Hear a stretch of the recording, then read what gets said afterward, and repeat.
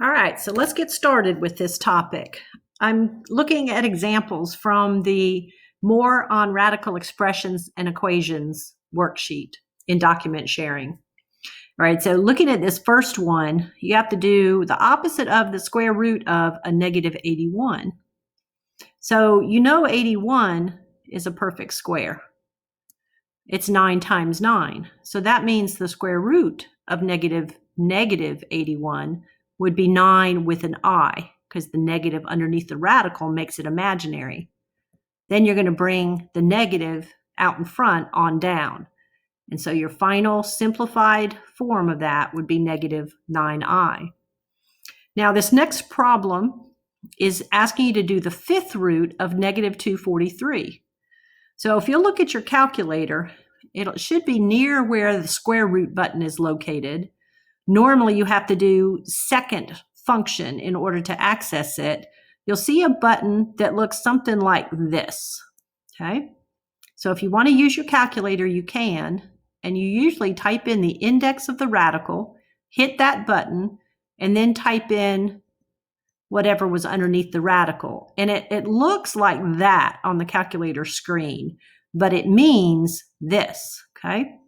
And then it'll do the work for you and give you the answer, okay? So this question, though, is really just asking you what times itself 5 times gives you negative 243, rather than what times itself twice. Since it's a fifth root, we want to know what times itself 5 times. And so you can just use your calculator to do it. You can guess and check until you find out. Okay.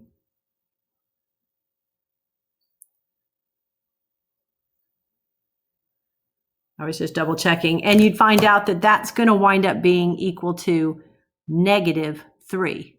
But that's because negative 3 multiplied by itself 5 times gives you a negative 243.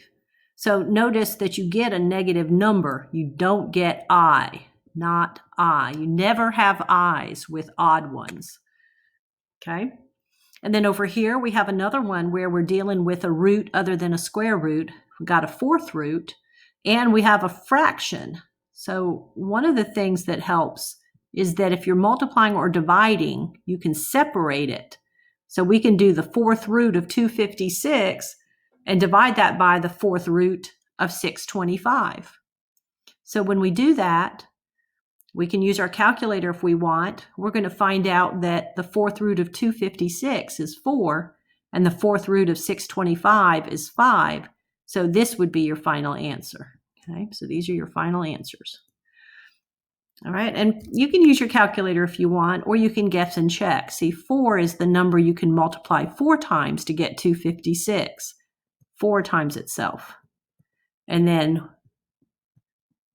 5 times itself 4 times gives us 625. All right, so let's move on from there. I'm going to go ahead and continue with number 6. I'll come back and do 4 and 5 in a minute.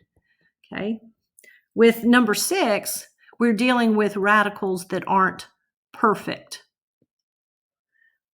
The part underneath the radical is not a perfect square. I miscopied that. That was 98 underneath there. So like 98 is not a perfect square, but you remember how you did that? You would take the number and start breaking it down, and we find out that it's 2 times 7 times 7.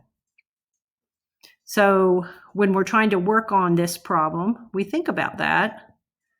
You know, we have 7 times 7 times 2, and the 7, there's a pair. So you can bring the 7 outside the radical, and that would leave you with just a 2 underneath. And this would be the simplest radical form right here. Okay. All right, now compare that to what we would do on number 7. See, here we have something we haven't worked with, cube root of 500. Well, we did something like it on number 2, but we're going to use an approach very similar to what I did on number 6. If you take 500 and you start a factor tree, okay, you might have said 50 times 10 and then keep going. Well, I might break up the 10 there into 2 and 5, and then this 10 in 2 and 5. Then bring down all your branches, and you see that 500 turns out to be 3 5s, 5 times 5 times 5 times 2 times 2. Okay. Now listen, this is the important part. See how this was a cube root? Okay, cube root rather than a square root. See, that was an understood square root. When it was a square root, you needed 2 in order for 1 to come out in front. Okay, with a cube root, you need 3. That's the only difference. Okay, same idea holds after that. Okay, so we're going to wind up with a 5 outside the radical. And the type of radical we have is a cube root, so don't forget to put the 3 in there. And then we're going to have 2 2's stuck underneath, and I'll go ahead and multiply those back, so that'll be a 4 underneath there. So do you see how this was a cube root, so we needed a group of 3, and then we could bring it out in front of the radical? And then what was left was 4 underneath, and then you just remember it was a cube root, so keep it as a cube root. All right, so that's one new idea for you. All right, so I'm not going to do 8 or 9 because they're problems we've done a bunch of times, but you can look at them worked out on the complete worked out solutions that I'll provide you later.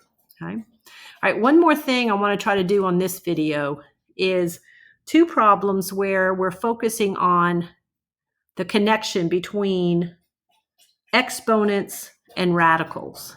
Okay, so like here we have a radical, number 4, that looks like this, cube root of x squared.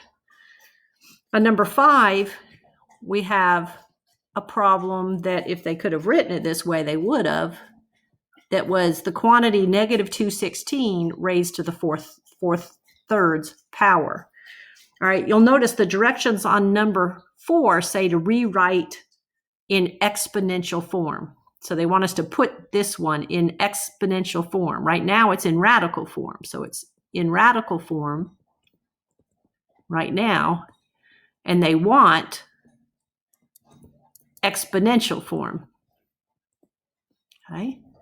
And so the big idea there is that the 3 tells you what the denominator of your fraction is going to be.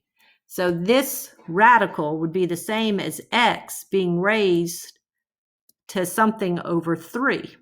Okay. Right. So it's like the x squared being raised to the 1/3 power. So the cube root of x squared, let me move this over so you see what I'm saying. So the cube root of x squared would be the same as x squared being raised to the 1/3 power. And then remember back in chapter 4 how those exponents got multiplied? So that's going to be x to the 2/3.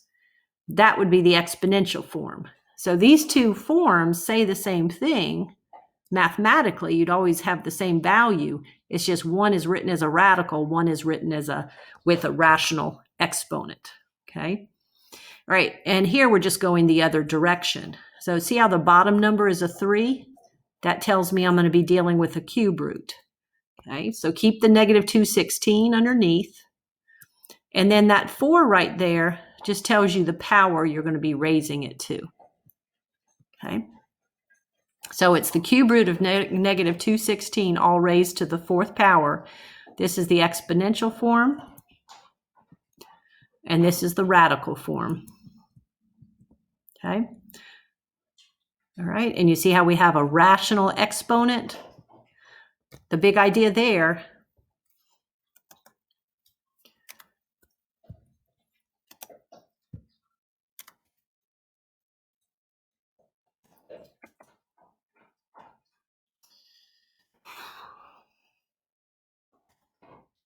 okay.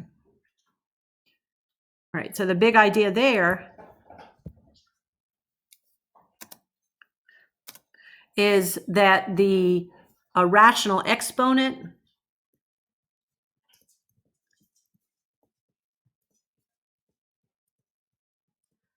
means you got a radical and vice versa.